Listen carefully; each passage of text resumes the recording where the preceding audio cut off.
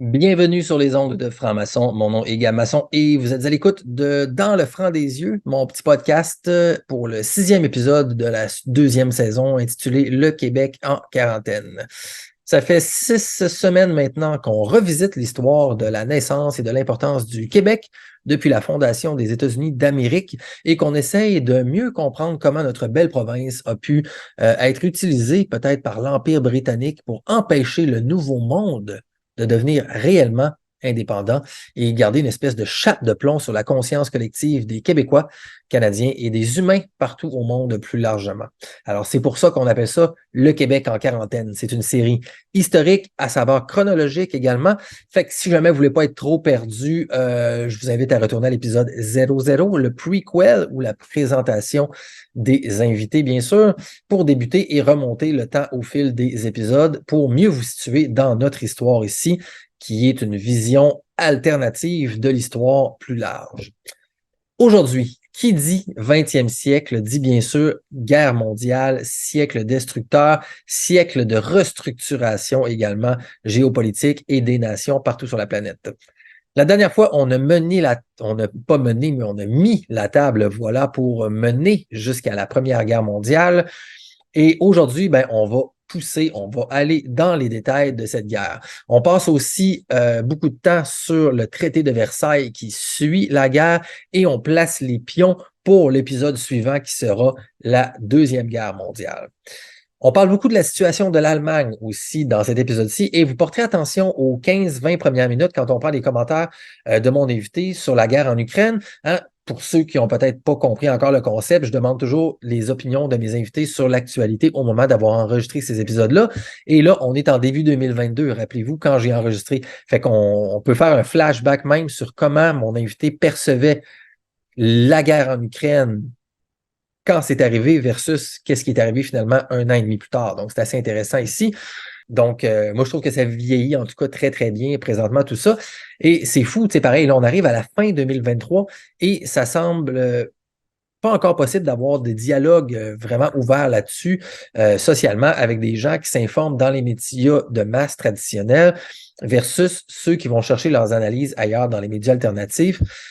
Sauf peut-être depuis que Robert F. Kennedy Jr. est arrivé et qui a commencé une espèce de tour de podcasting pour sa candidature à la présidence américaine. Lui explique exactement, en fait, c'est ça qui est hot, là, tu sais, 1 an et quelques plus tard, quelqu'un comme RFK Jr. explique à quelques angles différents après les mêmes positions de Matt Ehret ici que moi j'ai enregistré pour vous il y a 1 an et demi déjà.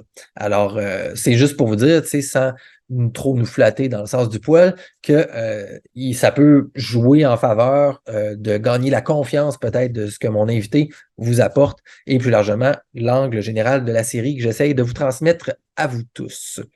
Donc, merci à tous d'être à l'écoute, en audio, en vidéo, peu importe, je vous salue chaleureusement. Et on est parti, let's go. Le Québec en quarantaine, épisode 6, la Première Guerre mondiale avec Matt Ehret, l'inimitable. C'est parti, bon show.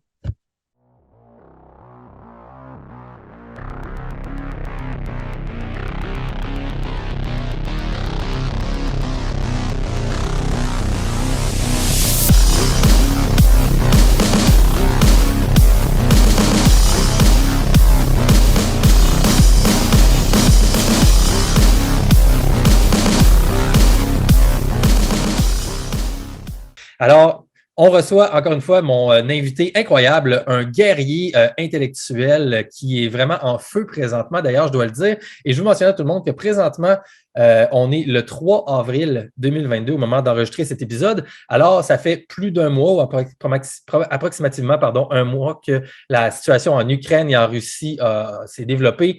Il s'est passé énormément de choses là-dessus. Il y a beaucoup de sanctions qui ont été faites de la part de l'Occident sur la Russie. Et là, il y a tellement de choses en même temps qui se passent que c'est difficile à suivre. Notre invité, lui, dans ses recherches à lui, a parlé beaucoup de ses propres recherches en lien justement avec l'actualité sur différents podcasts partout ailleurs. Alors, ce qui est le fun ici, c'est que Notre série se veut historique pour comprendre un peu mieux ce qui s'est passé au Canada dans l'histoire de l'Amérique du Nord et du monde. Mais c'est le fun parce qu'au début des épisodes, on se permet un petit peu d'interjecter quelques segments sur l'actualité avec Mathieu aujourd'hui pour vous donner une perspective un petit peu plus pour comprendre comment l'histoire a pu façonner ce qui se passe présentement. Alors, c'est un petit peu ça que j'essaie de faire avec mon invité d'aujourd'hui. Et sans plus attendre, on va l'accueillir immédiatement. J'ai nommé Mathieu Herret du Rising Tide Foundation et éditeur en chef du Canadian Patriot Review. Salut Mathieu, comment vas-tu aujourd'hui, mon cher, en ce début d'avril? Salut Gab, très bien, merci beaucoup. C'est moi qui te remercie encore une fois d'être très généreux avec ton temps. Pour nous ici en français, c'est extrêmement apprécié. Je sais que tu es en forte demande présentement. Donc, l'impression que tes recherches des 10, 12 et plus dernières années ont porté fruit et ça t'a permis de développer vraiment un angle particulier sur tout ce qui se passe présentement dans la situation qui explose un peu partout au monde sur la planète. Mm-hmm. Alors, écoute, comme je disais en introduction, Matt, on va commencer avec avoir ton grain de sel, ton pouls sur qu'est-ce qui se passe présentement. Mais je veux te lancer 2-3 affaires. Tu prends ce que tu veux, puis dis-moi un petit peu en peut-être, je ne sais pas, 5-10 minutes, 5-8 minutes, comme tu le sens. Comment tu vois les choses s'imbriquer selon ton point de vue à toi particulier? Il y a 3 choses en particulier qui m'intéressent présentement, qui se sont passées dans la dernière ou les 2 dernières semaines ici, en lien avec toute la situation de l'Ukraine et la Russie. La première chose, c'est toute l'histoire de la nazification de l'Ukraine potentiellement, que Poutine a dit qu'il voulait dénazifier l'Ukraine et tout ça. Et là, tout le monde se déchire les camisoles à gauche, à droite là-dessus. Y a-t-il vraiment eu des éléments nazis en Ukraine ou c'est-tu de la propagande russe et tout ça? Donc, je suis curieux de parler de ça un petit peu parce qu'aujourd'hui, on va concentrer notre épisode sur Première, Deuxième Guerre mondiale. Fait qu'on va parler un petit peu de l'élément, évidemment, nazi là-dessus. Donc, voir un petit peu, y a-t-il des liens entre qu'est-ce qui se passe présentement, des restants peut-être, qui sait, du monde nazi. La deuxième chose qui m'intéresse, c'est l'aspect économique parce que il y a quelque chose qui se passe présentement en lien avec la Chine et la Russie. Et là, la Russie a eu des sanctions partielles d'être exclus du système SWIFT. Mais là, ça n'a pas l'air trop de les déranger tant que ça présentement parce qu'il a l'air de se passer quelque chose au niveau financier à ce niveau-là. Donc, je voudrais avoir potentiellement, si jamais tu as envie d'en parler un petit peu, ce point de vue là-dessus. Et la troisième chose, c'est, historiquement, il y a toutes sortes de choses intéressantes avec le territoire de l'Ukraine qui se passe. Tu as écrit un article il y a une semaine environ sur l'ancien domaine de Khazaria en anglais, donc peut-être c'est le territoire khazar. Je ne sais même pas c'est quoi en français. Est-ce qu'on peut dire le monde khazar? Je ne suis même pas certain. Peut-être que tu sais plus que moi c'est quoi en français. Je suis assez certain que c'est Khazar. Ouais, ça doit être ça. Le dynastie Khazar, ouais. Exact. Et pourquoi ça m'intéresse, c'est que de mon point de vue, je t'en avais déjà parlé un petit peu, puis les gens qui me suivent me connaissent un peu. Moi, je me suis toujours intéressé à la physique et tout ce qui a été religion, ésotérisme, spiritualité, avant d'arriver dans le côté plus géopolitique et tout ça, il y a 10 ans déjà. Alors, tout dans le domaine spirituel, l'aspect du Khazar ou de la Khazaria, c'était très, très intéressant parce qu'il y a toutes sortes de gens. Hein, puis je pense que tu en as parlé un petit peu dans ton article, David Icke, puis il y a des gens comme Benjamin Fulford, je suis sûr que tu sais le nom et tout ça, qui ont parlé beaucoup de l'aspect Khazar, que c'est quoi la mafia khazarienne et que tout le mal dans le monde un peu tourne autour de Khazar. Alors, il y a tout ça là-dedans. C'est beaucoup trop pour en parler dans quelques minutes, mais je voulais te donner un peu mes impressions là-dessus. Fait que dis-moi qu'est-ce que tu penses de tout ça pour commencer, puis après ça, on retournera un petit peu à la Première et la Deuxième Guerre mondiale pour voir un petit peu tes points de vue là-dessus, Mathieu. OK, oui, je pense que la discussion sur Khazaria, on peut toucher là-dessus un petit peu, mais c'est vraiment un grand sujet qui on devra discuter ça durant une podcast juste sur ça elle-même, mais on peut, comme j'avais dit, on peut toucher là-dessus, c'est sûr. Sur tes 3 points de la guerre économique, les nazis en Ukraine, est-ce que c'est vraiment la propagande russe? Est-ce que c'est vrai que ça existe aujourd'hui, même en 2022, un problème culturel et militaire des nazis? Vraiment? Beaucoup de monde dit, on a mis fin au phénomène nazi dans 1945. Comment est-ce que c'est possible que ce sera toujours un problème 2-3 générations après la guerre? Moi, j'écrivais beaucoup sur le point, même dans mes livres, que c'est temps de vraiment finir la Deuxième Guerre mondiale. Même avant que Poutine a rentré en Ukraine, la cause de la Deuxième Guerre n'a été jamais résolue.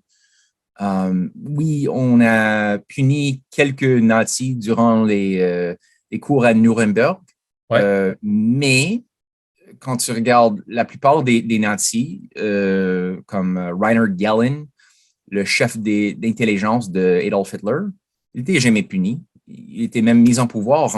C'était lui qui a été mis en place par Allen Dulles, le gens qui contrôlait le CIA dans les États-Unis, pour contrôler l'intelligence de la Ouest de l'Allemagne, mais aussi beaucoup des pays en Est de l'Europe durant la guerre froide. Et tout son réseau a été mis en pouvoir avec lui, sous le contrôle de la MI6 puis CIA.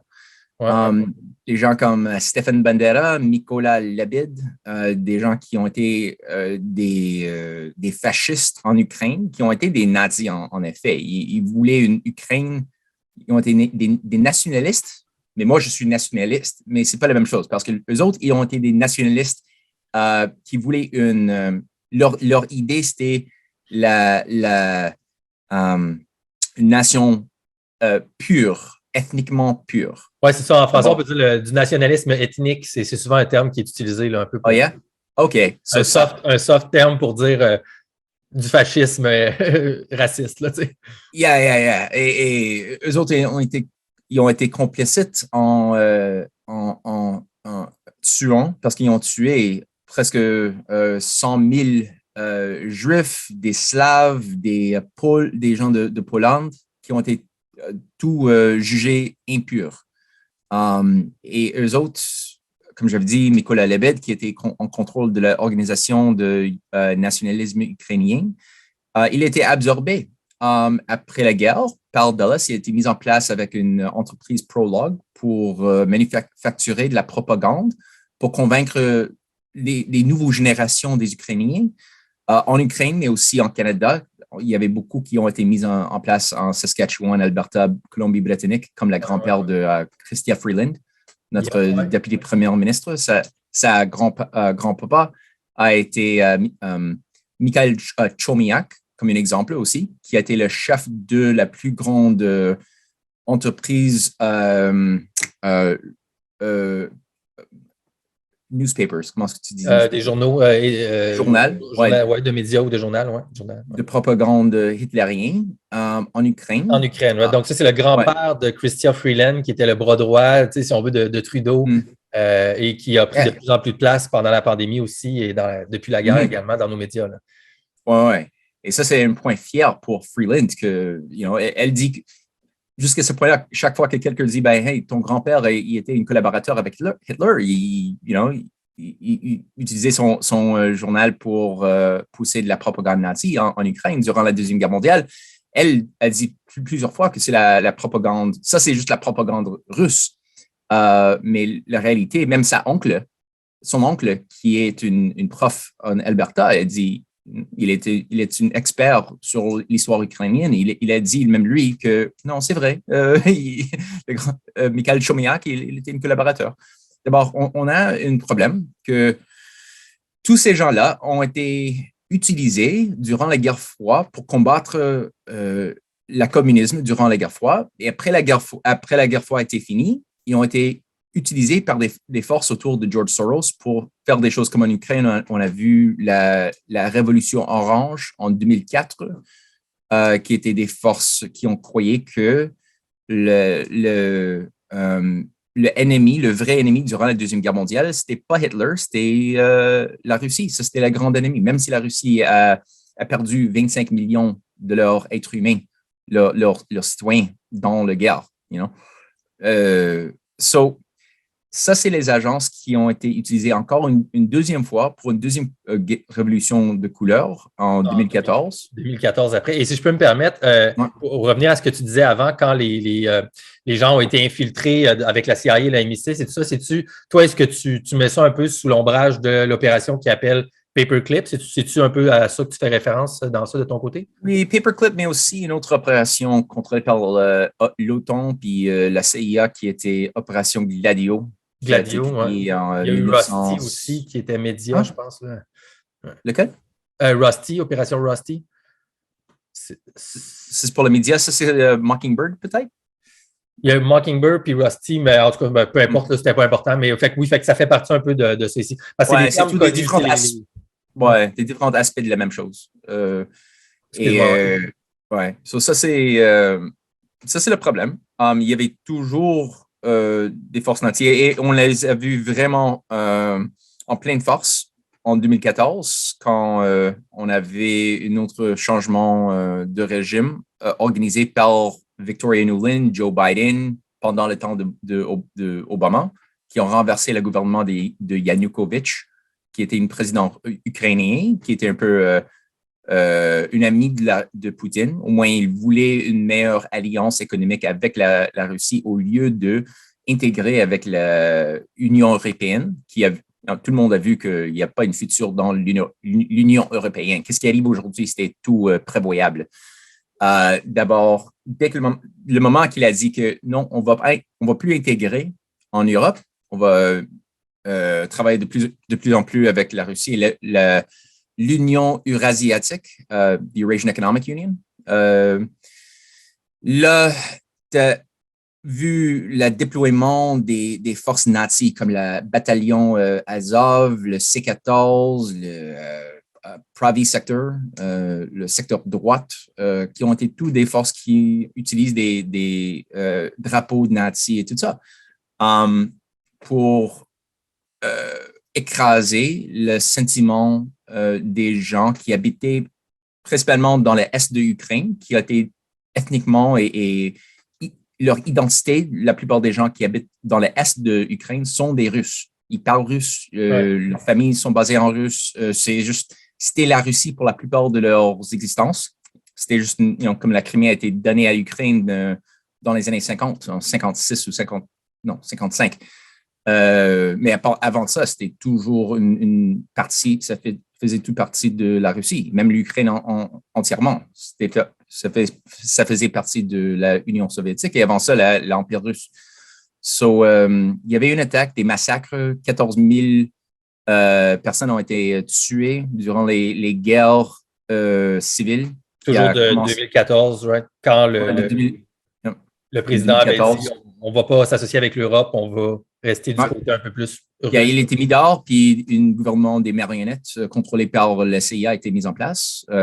Zelensky, c'était juste une nouvelle marionnette contrôlée par Igor Kolomoïski, un oligarche ukrainien qui a été aussi la fondateur de la Parlement israélien européen. Il est le fondateur de ça en 2011. Il est aussi une des contrôleurs principaux de Burisma, la plus grande compagnie énergétique en Ukraine, on a vu le scandale avec Hunter Biden.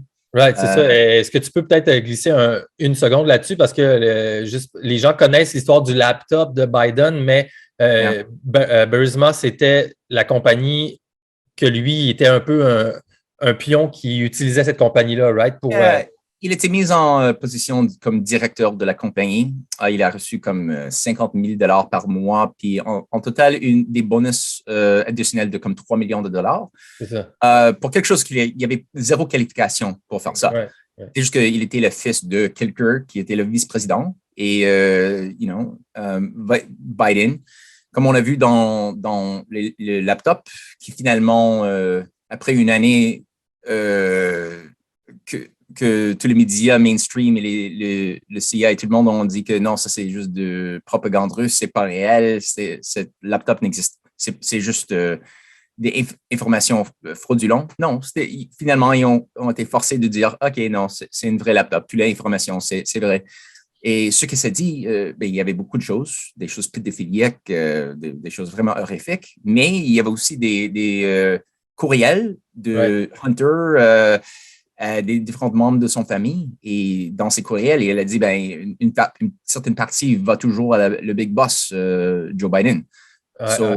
C'est vraiment,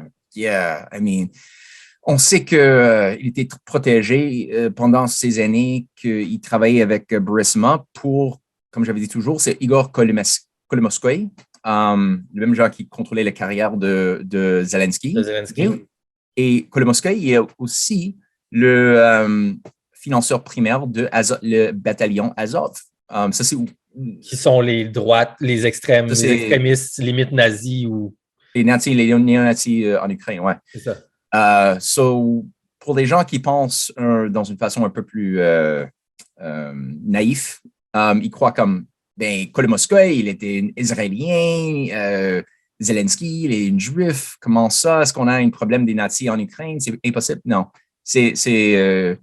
La réalité, c'est qu'il y a une force beaucoup plus élevée que le judaïsme ou le nazisme. Il y a une force qui utilise des différentes sectes et idéologies pour avancer une agenda qui est prête à tuer les Allemands, les Juifs, tout le monde, les Ukrainiens, les Américains, les Africains. C'est une force supranationale qui était toujours là. Et sans avoir une sens de cette force, on ne peut pas comprendre c'est quoi la chose que Poutine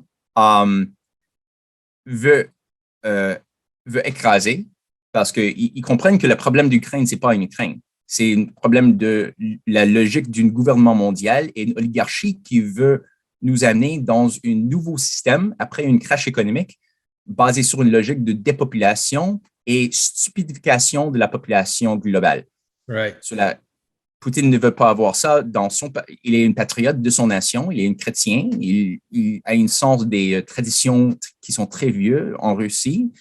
Il a des alliés en Chine, en Inde, en Iran, en plusieurs d'autres nations qui ne veulent pas faire un grand sacrifice de leur population et leur tradition.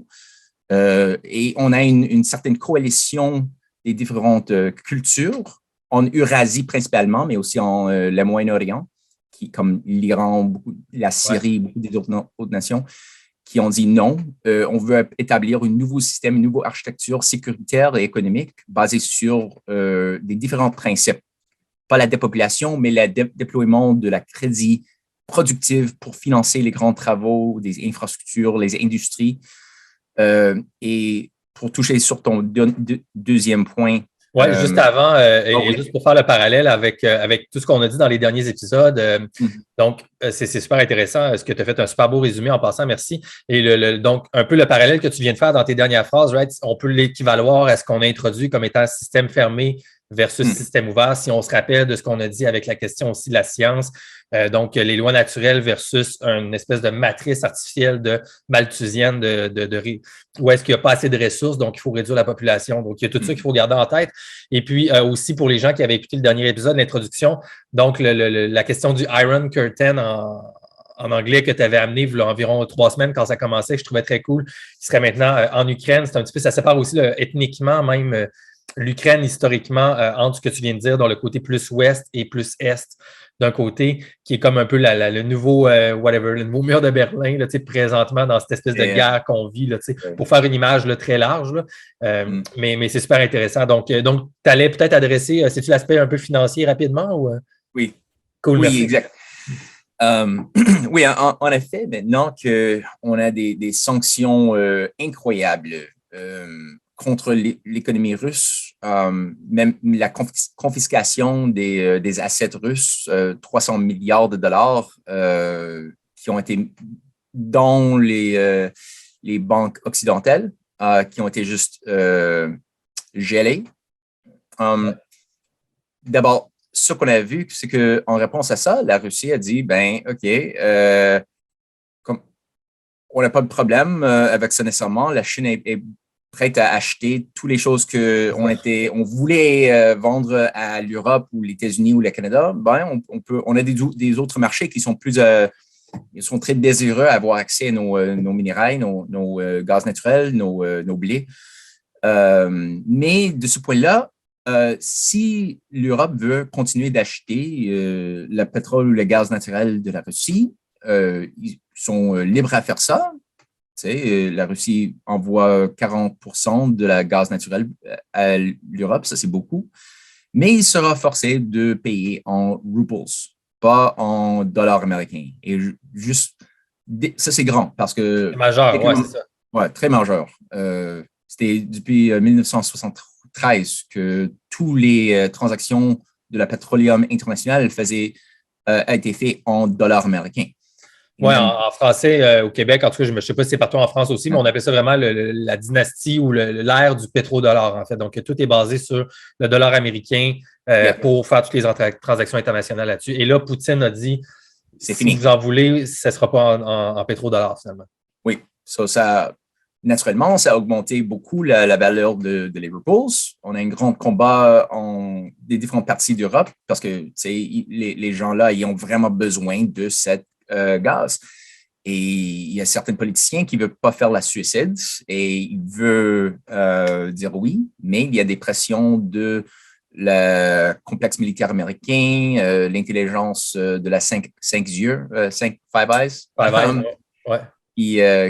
qui les demande à en fait mourir spécialement pendant l'hiver prochaine pour pas de raison.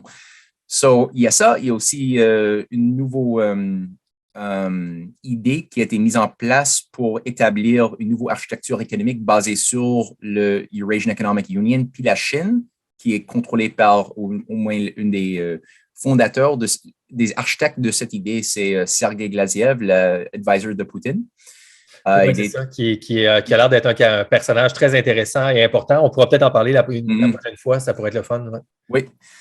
Et lui, il a mis une modèle pour une nouvelle idée économique pour que tous les différents membres de ce nouveau système va mettre une certaine portion de leurs assets nationaux, leur monnaie nationale, dans une certaine basket.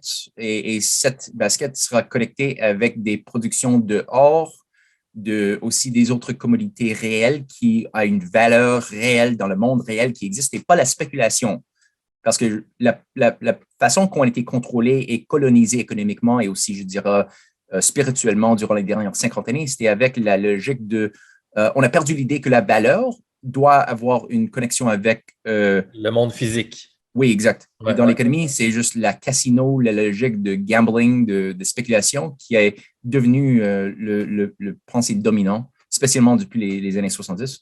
Ouais. Et on a arrêté de bâtir nos infrastructures, même au Canada. Tu sais, on regarde les designs pour le système de métro c'était commencé par Daniel Johnson, le premier ministre de la Québec, qui a été il est mort basé sur des conditions un peu bizarres en 68, en septembre.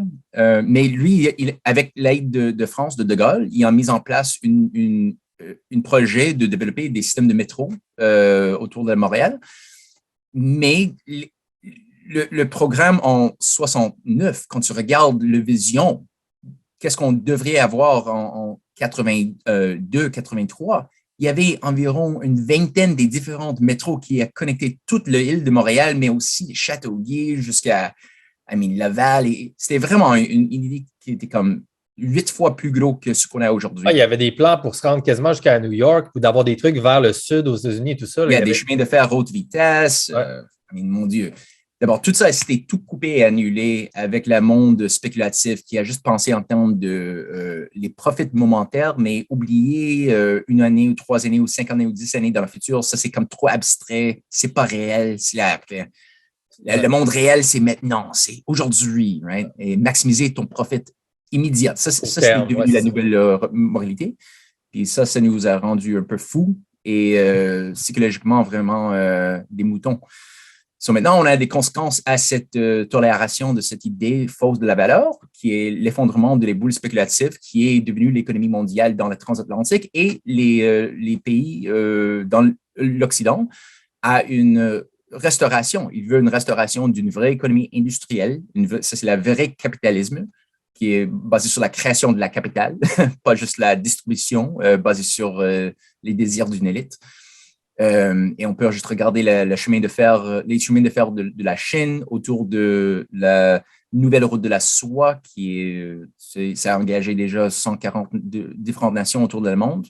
La Russie a une grande vision pour ouvrir et développer l'Arctique et l'Est sibérien de la Russie avec des grands projets de 20, 30, 50 années.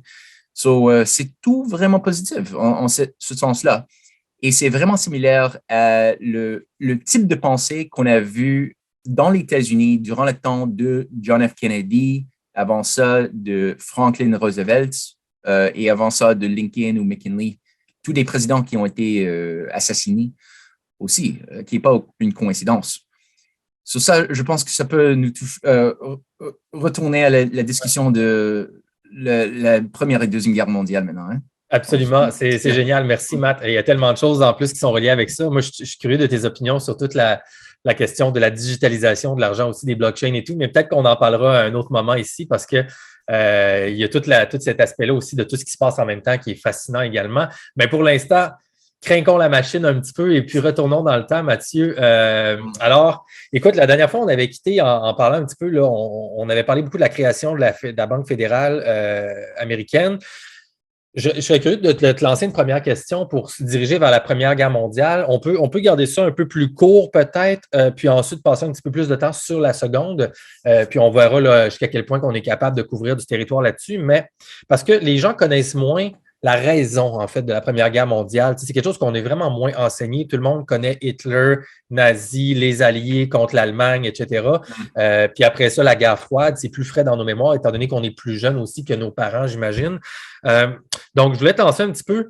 Quel était, bien sûr, parce que, bon, 1913, on a parlé de la création de la Fed. Qu'est-ce qui s'est passé entre 1913 et 1914 pour que la Première Guerre éclate, selon toi? C'est quoi les liens monétaires? Et j'aimerais aussi que tu nous parles du lien avec ça de 1919, donc après la Première Guerre mondiale et la création du Chatham House, qui joue beaucoup de rôles, je pense, importants pour la suite des choses, surtout après la Deuxième Guerre mondiale, en fait, dans le développement du Conseil de la Reine et tout ça, là, et tous ces sous-groupes un peu de gestion des ombres du monde. Donc, commençons avec la base un peu. Qu'est-ce qui s'est passé après la Fed pour que la guerre éclate en 1914? OK. On peut commencer avec le Fed, mais je pense que c'est même, il y a plus de valeur en commençant un peu plus avant ça même, qui est le point où, après la guerre civile américaine, on a eu la destruction de la greenback. Mais ça, on avait déjà vraiment bien couvert ça à la fin de l'autre épisode. Ouais, okay. Pour que les gens se rappellent, quand on enregistre à 2-3 semaines de différence, puis toutes les deux, on n'est pas certain, mais j'avais rechecké. Puis tout le greenback et tout ça, c'est vraiment très bien expliqué. La destruction de ça a ouvert la porte à la Réserve fédérale. Okay. L'autre chose, c'est que les États-Unis a été toujours, comme on a parlé la dernière fois, une engine globale qui a aidé des autres nations en Allemagne, en France, en Russie, en Japon, en Chine, pour développer leur économie, tout spectrum, full spectrum. C'est d'avoir des économies. Le spectre complet. Ouais. Et en appliquant des méthodes probables qui ont été utilisées dans les États-Unis, le protectionnisme, les banques nationales, les grands travaux basés sur la crédit productif. Et on a vu que ça a créé vraiment une intégration, une idée des collaborations, des nations et des différentes cultures qui collaboraient ensemble. Et la Russie, l'Allemagne, avait un plan pour une chemin de fer à Bagdad, l'environnement, une Berlin to Baghdad Railway. Il y avait des chemins de fer autour de la Transsibérienne qui a connecté avec la Chine vers Manchuria jusqu'à la Chine. Et les financeurs, les banquiers américains, il y avait des bons banquiers, des patriotes qui voulaient les aider ce processus-là, qui n'ont été pas des deep states, des États profonds. Ils ne faisaient pas partie de cette opération oligarchique dans les États-Unis. Oui, puis on avait même un petit peu, on avait lié aussi avec toute la question du Titanic, puis quelques suppositions autour de ça. On avait parlé de ça rapidement un peu, ouais. Tout pour dire que la création de la Banque, la Réserve fédérale en 1913 sous Woodrow Wilson a été effectuée par ces mêmes financeurs qui a été affilié avec l'Empire, le Centre de finance international de Londres, comme Jacob Schiff, Warburg, Max Warburg, Paul Warburg, sorry, Max, il était le banquier, le frère qui contrôlait des assets en Europe, et plusieurs d'autres, Ivy Lee. Et on a vu que ça, c'était vraiment un coup d'État économique qui a cassé le droit constitutionnel que les États-Unis avaient besoin pour émettre et contrôler sa propre crédit national. Et après, avec la création de la Banque centrale privée de la Réserve fédérale, tout soudainement, la logique, c'était que non, la responsabilité pour contrôler le crédit, c'est aux banquiers privés qui sont hors de la contrôle de la population et le gouvernement national. C'est quelque chose d'indépendant qui va contrôler l'environnement où on va dire, OK, c'est quoi les taux des intérêts, l'accès à la crédit qui est disponible pour des entreprises petits ou moyens ou gros, ou même les prêts à des autres nations. On va être capable de contracter, de minimaliser l'accès à ces crédits si on le désire pour arrêter le développement des grands projets.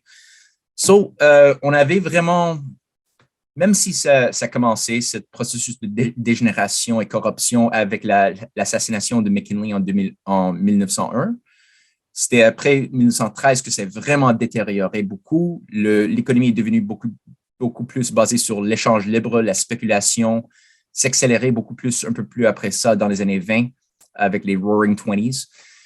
Mais durant cette même période, tu avais un coup d'État en Canada aussi. Tu avais un gouvernement nationaliste autour de Wilfrid Laurier, le premier ministre de le Canada, qui voulait toujours avoir un Canada indépendant avec une politique étrangère nationale et pas basée sur les désirs de l'Empire britannique. Et lui et son coterie des alliés, comme Odie Skelton, Chubby Power, Ernest Lepoint, le ministre de Justice, ils ont été tous mis dehors par un complot orchestré par le table ronde qu'on a parlé l'autre semaine, de Lord Alfred Milner et tout ce groupe de Rhodes, Cecil Rhodes, et aussi les Orangemen maçonniques. So, tu avais ça ici. En Angleterre, dans cette même période, après que la Première Guerre a été créée, tu avais un coup d'État en Londres pour que la table ronde a pris contrôle de ce gouvernement pour contrôler les termes et conditions de qu'est-ce qui arrivera après la guerre, après que la guerre soit finie. Maintenant, la question, c'est toujours pourquoi est-ce qu'il y avait la guerre dans la première place? Right. On a une certaine idée que la deuxième guerre, c'est parce qu'il y avait un Hitler qui voulait avoir une troisième Reich autour de la planète comme un gouvernement mondial pour réduire la population. OK, on a une certaine idée de ça, même si c'est un peu trop simplifié. La réalité, c'est plus riche que ça, mais quand même, on a une idée. Quand tu demandes même une professeure d'histoire, c'est quoi la cause de la Première Guerre mondiale, il n'y a pas vraiment une bonne réponse à ça. C'est ça. Nominalement, tu avais une assassination par une prince, archiduc Ferdinand d'Austria. Autriche, yeah. Par une force, une secte terroriste, le Mai Noir, qui ont été des Serbes, mais contrôlés par l'intelligence britannique, comme c'est toujours le cas, des groupes terroristes anarchiques. Qui ont assassiné lui. Mais, OK, comment est-ce que c'est devenu une guerre mondiale? Right? Ça, c'est juste une assassination. Mais l'Empire britannique, avec leur diplomatie secrète, ils ont été capables, ils savaient qu'il y avait des alliances militaires avec la Sibérie, la Serbia, Ouais, Serbie, et la Russe. Ouais. Et à l'autre direction, tu avais Autriche puis l'Allemagne qui avaient une alliance militaire ils ont été capables à activer. D'abord, si tu étais capable de créer un petit conflit avec ces deux petites nations, les plus grands protecteurs les deux petites nations ont été aussi forcés de rentrer dans ce conflit. Un peu comme le formule de l'article 5 de l'OTAN aujourd'hui, le Collective Security Pact. C'est si une membre de l'OTAN va dans une guerre, tout le monde est obligé légalement d'aller dans cette même guerre. Ouais. En même temps, l'Angleterre… Est-ce que tu te souviens, excuse-moi, est-ce que tu te souviens, c'était donc entre Allemagne, Autriche et Serbie, et c'est quoi, c'est Bélarus ou non? La Russie. Et la Russie directement. Donc, c'était entre ces deux. Est-ce que c'était quelque chose en particulier que tu te souviens ou c'était plus général puis il n'y a pas vraiment d'éléments déclencheurs? Honnêtement, c'était très, très, très général. Mais une chose, c'est que l'Allemagne ne savait pas qu'il y avait quelque chose nommé une entente cordiale que l'Empire britannique a organisé aussi, qui était une alliance militaire secrète de l'Angleterre, la France et la Russie. Maintenant, l'Allemagne ne savait pas ça. D'abord, un paradoxe pour beaucoup des historiens, c'est que la dernière pays en Europe pour mobiliser pour la guerre, c'était l'Allemagne. tous les autres pays ont été déjà, ils ont été, leur économie, leur engine militaire ont été mis en action avant que l'Allemagne a commencé leur processus. D'abord, la mythologie, c'est que les Allemands ont juste quelque chose facho dans leur génétique. Ouais, c'est Ils ça. veulent juste toujours créer des guerres et contrôler la planète. Non, absolument pas. C'était vraiment pas le cas du tout.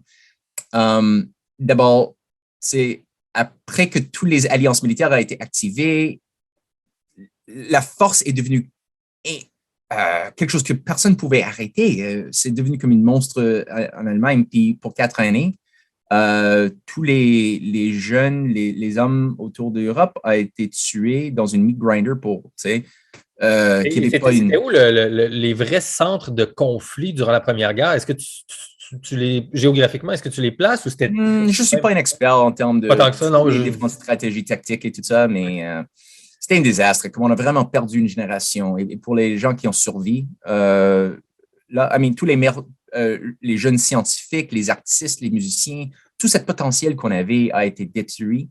Ouais. Et aussi spirituellement, pour les gens qui ont survécu, ils ont vu des horreurs pour 4 années, puis ça a vraiment détruit la caractère et la culture de cette génération. Il y avait des exceptions, mais la plupart ont été vraiment damaged goods, comme on a dit.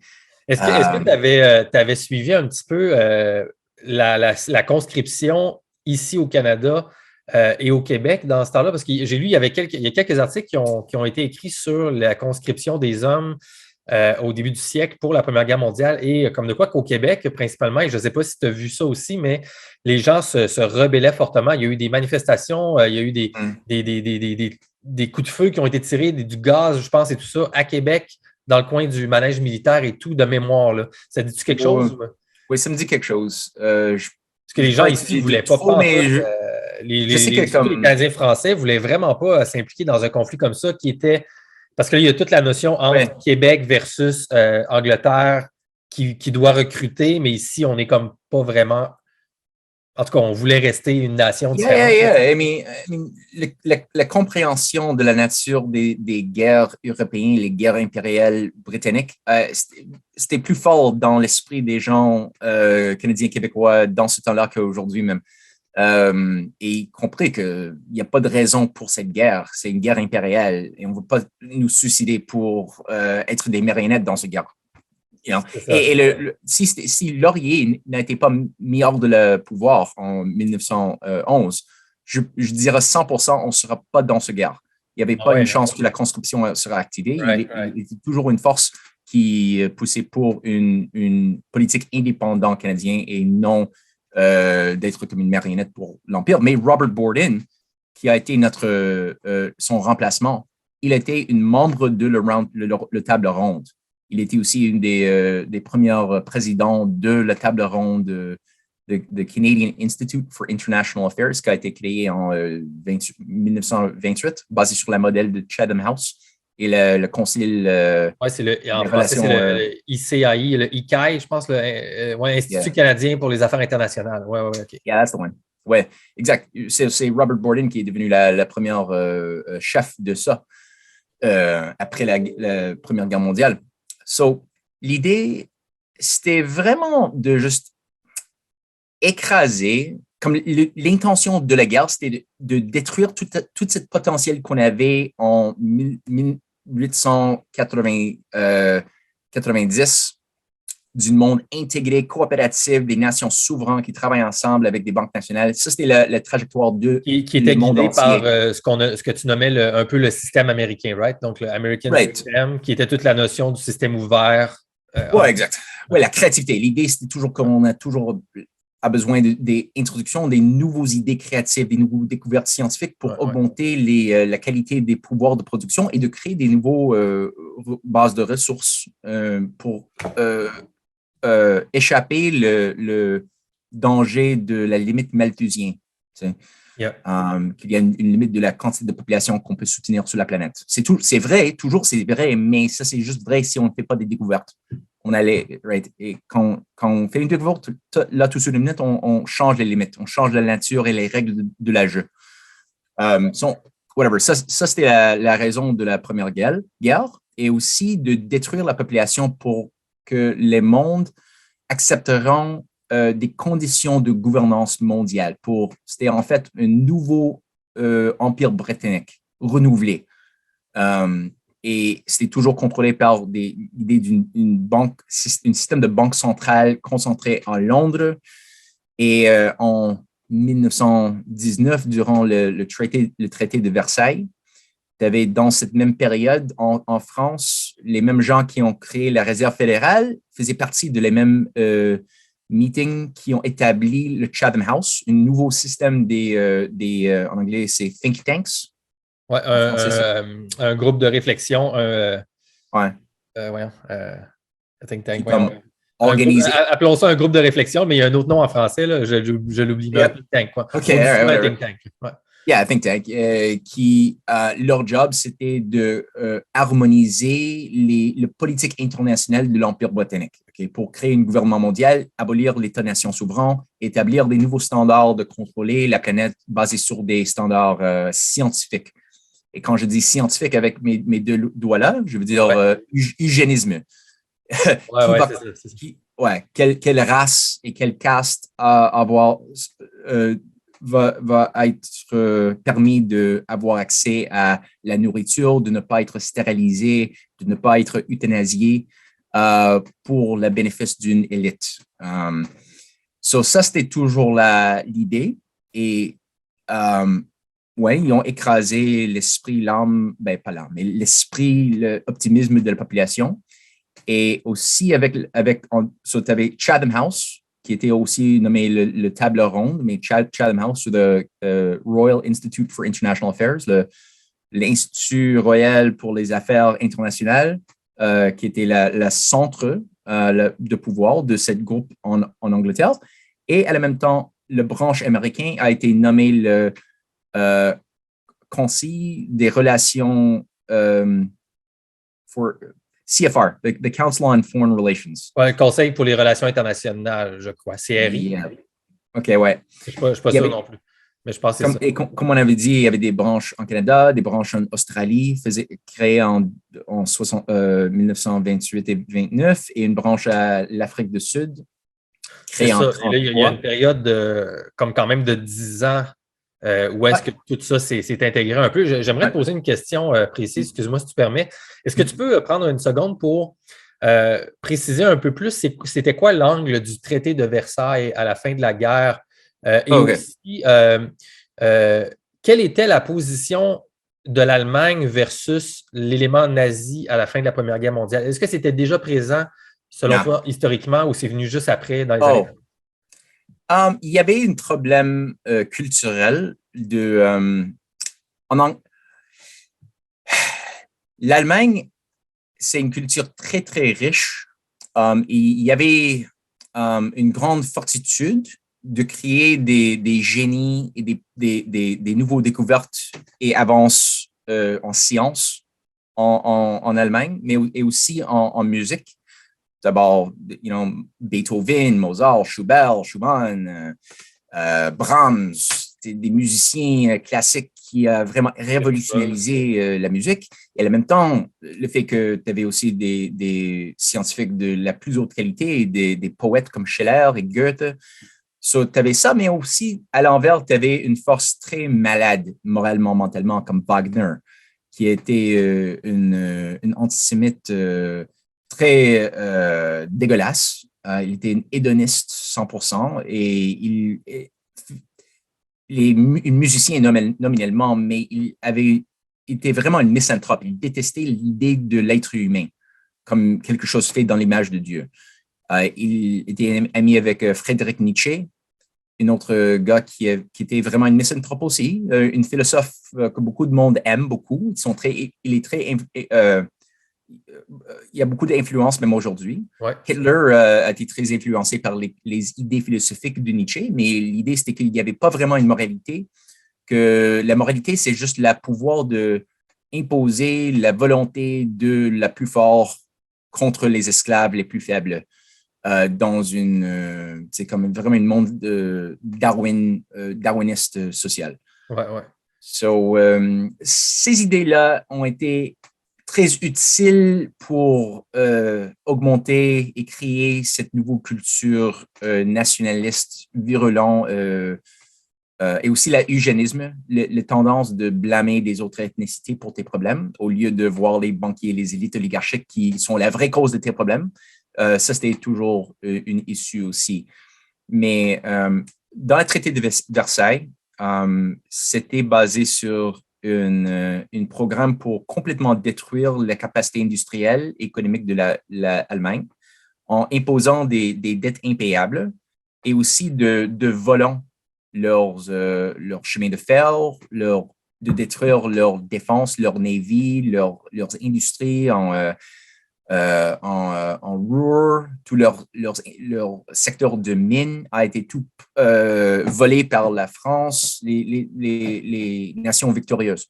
Et aussi, tu avais la destruction de l'Empire ottoman, la démantélation de l'Austro-Hungarian Empire.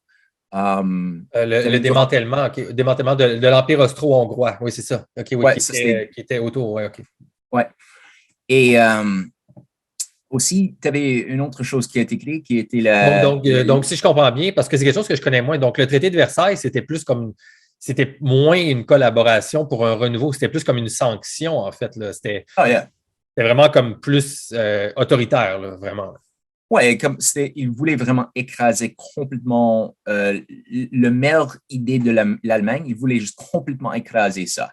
Okay. Et de créer une condition, un climat culturel où un phénomène beaucoup plus facho pouvait être créé. Et il y avait 300 hommes d'État allemands qui ont été assassinés par des groupes terroristes anarchiques contrôlés toujours par l'Empire britannique durant ce temps-là. Des gens comme Kurt von Schleicher, le ministre étranger de l'Allemagne qui a organisé un traité avec la Russie en 1922, nommé le Rapallo Agreement, qui était basé sur une idée que non, la Russie et l'Allemagne vont avoir une collaboration spéciale pour aider, les deux vont s'aider ensemble pour développer des industries, les infrastructures. Et la Russie a dit dans cet accord que tu ne dois pas payer tes dettes de Versailles. On va abolir ça complètement. Et ça fonctionnera très bien si Kurt von Schleicher n'a été pas assassiné. Pas Schleicher, sorry. Lui, il a été assassiné 10 ans dans le futur. Mais il faisait partie de la groupe des organisateurs. La personne qui a été assassinée, c'était Rathenau, Walter Rathenau. Okay. Ça, c'est le ministre étranger allemand qui a été assassiné par le Organization Council, qui est devenu, en effet, après son assassination, cette organisation est simplement, il a pris un nouveau nom parce que c'était, le gouvernement a dit que non, c'est illégal, on va illégaliser ce groupe terroriste. Ils ont changé leur nom, tous leurs mêmes membres ont continué et ont devenu la branche paramilitaire de les nazis. Okay. Ça, c'était l'autre aspect de ça. L'autre, c'était la création de Ligue des Nations. Tu avais une Ligue des Nations. Ça, c'était aussi dans le coin de 1920, c'est ça aussi? 1919. En même année. 1919. Chatham House, League of Nations, Traité de Versailles, des dettes impayables. Tout ça, c'est tout la même année. C'est toujours des différents aspects de la même chose. Oui, OK. Et le Ligue des Nations, c'était vraiment le premier essai dans le 21e siècle pour un gouvernement mondial pour abolir, illégaliser l'État-nation souverain. Il y avait un article 10 dans le Covenant, qui est leur constitution, d'avoir une défense collective. Juste la même chose qu'ils ont fait encore avec l'OTAN en article 5 en 1949. Mais ça, c'était déjà là en 1919. Mais il y avait des gens, chanceusement, des nationalistes, des patriotes en Québec, en Canada, dans les États-Unis, autour de la planète, qui ont dit non, on ne veut pas sacrifier notre nationalisme et notre population pour cette idée-là. Et ça n'a pas fonctionné.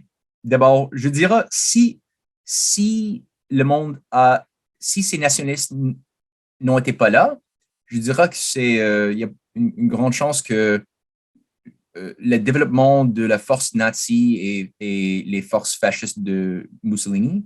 Et ben, it would have happened, mais c'est pas nécessairement le cas que ce sera une deuxième guerre mondiale. Il y a une chance que le première guerre ce sera suffisant pour avoir leur effet désiré pour réduire la population et créer un nouveau âge des esclaves sous la logique eugénisme. Mais ça peut fonctionner. En créant le Chatham House, la Ligue des Nations et après ça, le Conseil sur les relations internationales et tout ça. Donc, c'était les bases vraiment pour ce truc mondial-là ici. Et mais ce que tu dis, c'est que les forces nationalistes qui restaient dans les années 20, si on veut, pendant les Roaring Twenties ou les années 20 folles, les folles années 20, ça a fait beaucoup de tensions et à cause de ça, malheureusement ou heureusement pour eux, en tout cas, peu importe, ils ont été obligés finalement de construire une deuxième guerre mondiale, un peu dans leur point de vue à eux. Un petit peu ça. Tu avais des gens comme le président américain Warren Harding, qui était comme le dernier républicain de l'esprit de Lincoln, qui a été aussi assassiné en 1924 ou 23, dans des circonstances très, très mystérieuses. Il a mangé comme des oysters qui n'ont été pas fraîches ou quelque chose. Il est mort. Mais lui, il était en train de vraiment saboter les conférences de les États-nations, les Ligues des Nations. Les Ligues des Nations, c'est différent que les Nations Unies, qui ont été créées après la Deuxième Guerre mondiale. Ouais. Beaucoup de monde dit que les Nations Unies, c'est la continuation de la Ligue des Nations, mais c'est pas vraiment vrai.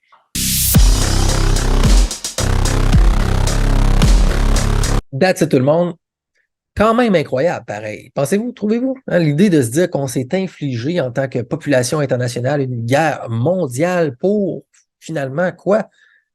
On ne sait pas tant pourquoi, finalement. En tout cas, il y a peut-être d'autres gens qui ont des meilleures réponses que Matt, mais on n'a pas l'air d'avoir des grandes réponses sur exactement pourquoi qu'on se bat tout le monde ensemble.